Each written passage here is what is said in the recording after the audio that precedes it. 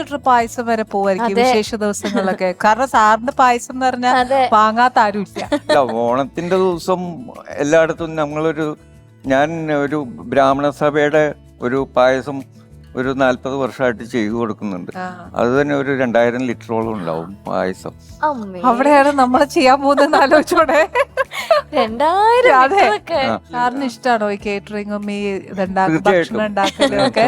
ഭക്ഷണം ഉണ്ടാക്കുന്നതുകൊണ്ട് സന്തോഷമായിട്ട് ഉണ്ടാക്കുന്നതുകൊണ്ടാണ്. എനിക്കൊരു ജോലി ഉണ്ടായിരുന്നു, ജോലി വരെ ഉപേക്ഷിച്ച്. ഇവിടെ ഒരു ചേച്ചി അത് പറയുകയും ചെയ്തു, ഭക്ഷണം ഉണ്ടാക്കുമ്പോ ഭയങ്കര തൃപ്തിയാണ്, ഒരാൾക്ക് കൊടുക്കുമ്പോ നിറവോടെ കൊടുക്കണം, രുചിയോടെ കൊടുക്കണം. അത് സത്യമാണ് സർ. പാചകത്തോട് ഇഷ്ടമുള്ളവർക്ക് എല്ലാവർക്കും. അതെ, പാചകം അമ്മമാര് ചെയ്യുമ്പോൾ നമുക്ക് സ്വാദം തോന്നുന്നത്, അമ്മമാര് സന്തോഷത്തോടു കൂടി ഉണ്ടാക്കും. അതെ, സ്നേഹത്തോടെ കൂടി സന്തോഷത്തോടു കൂടി ഉണ്ടാക്കുമ്പോൾ പാചകത്തിന്റെ സ്വാദ് കൂടും, അത് കഴിക്കുന്ന അളവും കൂടും. അതെ ചേച്ചി, ഇപ്പൊ സാറ് പറഞ്ഞല്ലോ ജോലി വിട്ട് ഞാൻ പാചകം ഇഷ്ടപ്പെട്ട് ഇതിലേക്ക് വന്നു. സാറിന്റെ ഫാമിലി ഫുൾ ഇതില് തന്നെയാണ്. അത് അച്ഛൻ, മുത്തശ്ശൻ, ഇളയച്ചനൊക്കെ. മുത്തശ്ശനാണ് രാജകുടുംബത്തിലെ അവർക്ക് പാചകത്തിന് വേണ്ടി വന്നത്. പിന്നെ ഞങ്ങള് തൃപ്പൂണിത്തുറ ആണ് ശരിക്കും രാജാക്കന്മാർക്ക് വേണ്ടി ഉണ്ടാക്കിക്കൊണ്ട്.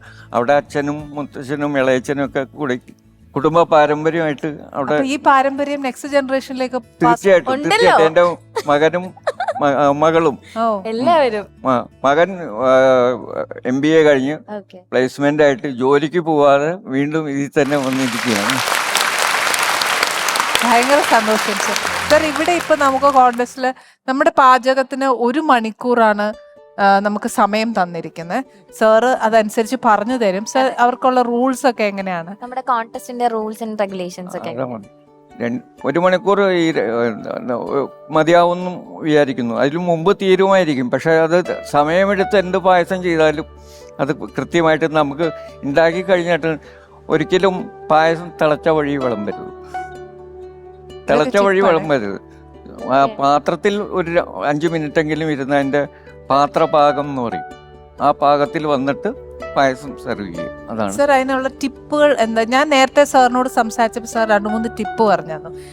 മധുരം കൂടാൻ പാടില്ല, കുറയാനും പാടില്ല, അതിന്റെ സമമായിരിക്കണം. പക്ഷെ ഏറ്റവും കൂടുതൽ സാർ പറഞ്ഞെന്തറിയോ, പായസം കാണുമ്പോൾ അറിയാൻ പറ്റും പായസത്തിന്റെ രുചി എന്താണ്. അതിന്റെ ടിപ്പ് എന്താണ് സർ? പായസം ഉണ്ടാക്കി കഴിഞ്ഞ് പാത്രത്തിലിരിക്കുമ്പോൾ തന്നെ അറിയാം അതിനൊരു ഗ്ലേസിങ് ഉണ്ടാവും എല്ലാ പായസത്തിനും.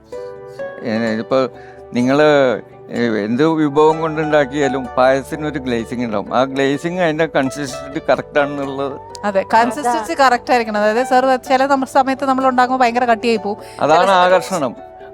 ഈ മുകളില് നമ്മള് കശുവണ്ടിയും ഇതൊക്കെ ഇടുന്നത്. കശുവണ്ടിയൊക്കെ ശരിക്കും പൊൻനിറത്തിൽ, നെയ്യ് അധികം കണ്ടമാനം ചൂടായി കഴിഞ്ഞാൽ അതിൻ്റെ ആ നിറവും ഇതൊക്കെ പോകും.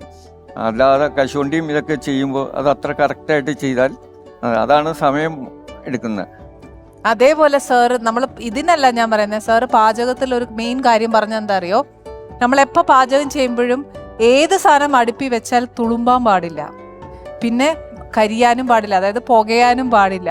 അപ്പൊ ഞാൻ സാറിനോട് പറയുന്നത്, ഞങ്ങള് വീട്ടമ്മമാര് നോക്കി നിന്നാ ചായ തിളക്കില്ല.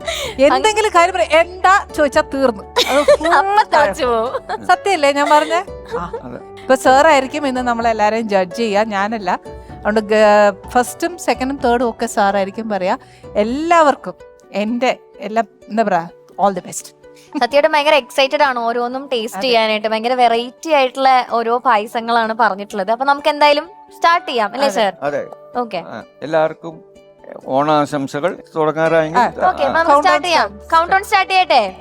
3, 2, 1 ഗോ.